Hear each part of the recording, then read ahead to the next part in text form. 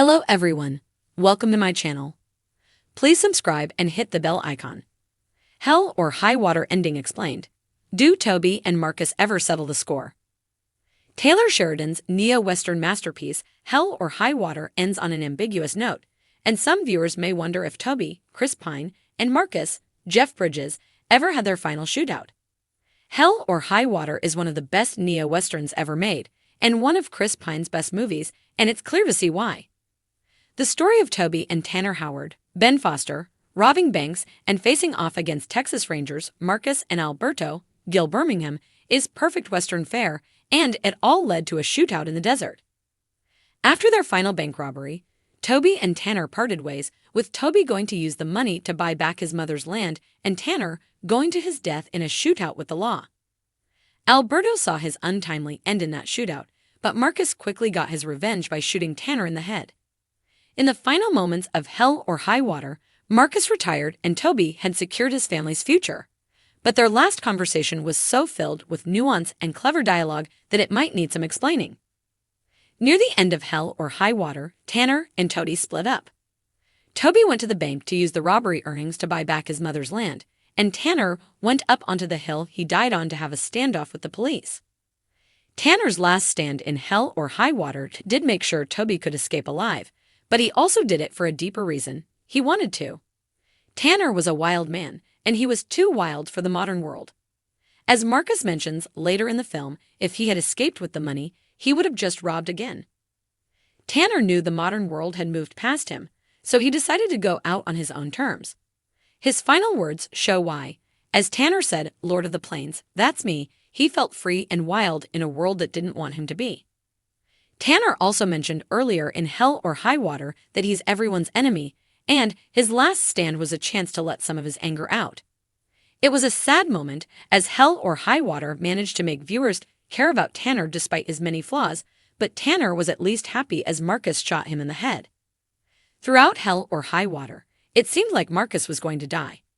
He was about to retire against his will, and the world had moved past his era of being a wandering lawman just as much as it had moved past Tanner's era of being a bank robber.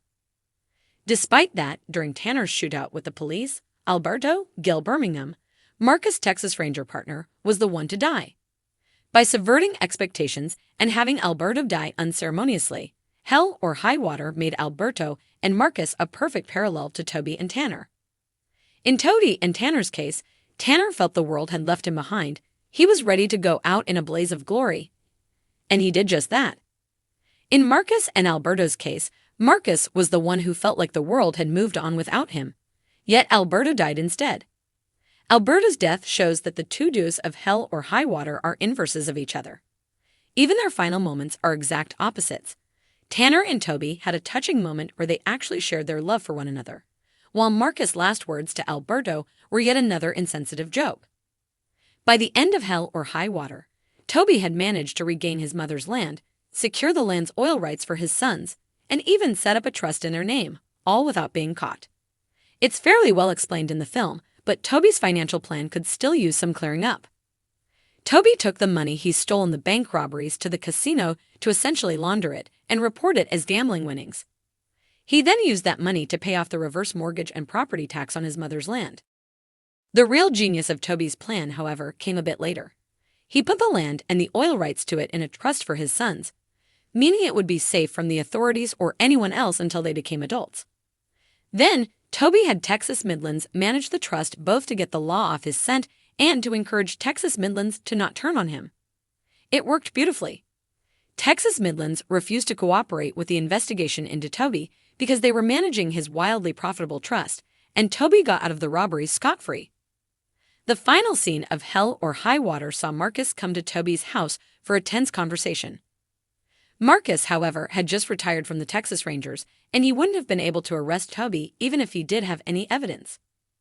Marcus, however, went to Toby's house because he knew that Toby was involved with the robberies, and he wanted to know why he did it. As he said, the fact that Toby got away and Alberto died would haunt Marcus until his final days, and he was seeking some sort of closure. Marcus would have been fine with a different type of closure and peace, however. As he left his house, Marcus brought a pistol with him, and he immediately told Toby that he would be within his right to shoot him dead. In keeping with Hell or High Water's parallels between the duos, Marcus felt that the world had left him behind, and he went to Toby's house to go out in a blaze of glory, just as Tanner made his last stand. Toby even offered to give him peace at the end of the movie, and Marcus said he'd like to see how the chips fall. Despite setting up a final shootout between Marcus and Toby, Hell or High Water doesn't show who got their piece first. Instead, it ends with Marcus and Toby open to the possibility of killing one another, which is for the best. It doesn't matter whether Toby killed Marcus or vice versa, and it doesn't even matter if they ever had a shootout. Toby had already won. He broke the sickness of poverty, as he referred to it, and his children's future would never be in danger no matter what happened to him. Likewise, Marcus had already lost. All a shootout would give him is death or a murder on his conscience. One of the reasons Hell or High Water is such a beloved part of Taylor Sheridan's filmography is because of how many different themes it touches on.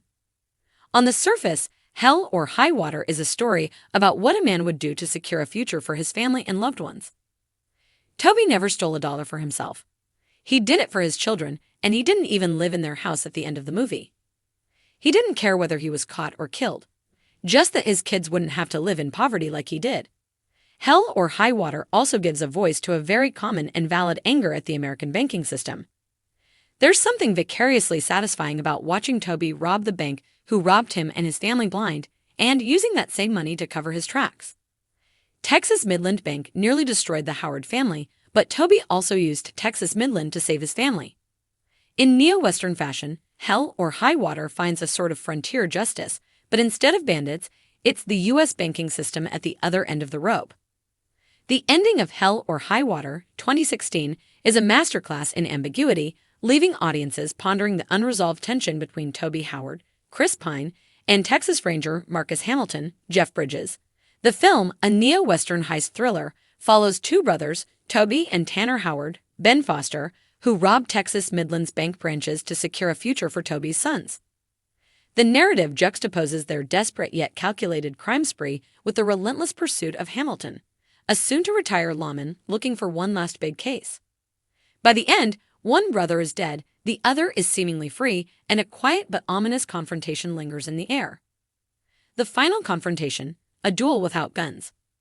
The climactic scene takes place on Toby's newly secured ranch, which he successfully saves using the stolen money laundered through a casino. The bank-robbing scheme worked. The oil-rich land is now in the family's hands, and the bank, ironically the victim of the crime, is legally profiting from it. However, Marcus Hamilton, having lost his longtime partner, Alberto Gil Birmingham, during a shootout with Tanner, is not ready to let things go so easily. Hamilton, now retired, pays Toby an unexpected visit, casually showing up at the ranch. The exchange between them is thick with unspoken words, tension brimming just below the surface. They sit, talk, and subtly acknowledge what they both know. Toby masterminded the robberies, even if Tanner was the one who got his hands dirty and ultimately paid the price. Toby never explicitly confesses, nor does Hamilton have legal proof to arrest him. It's a standoff not fought with bullets, but with words and implications.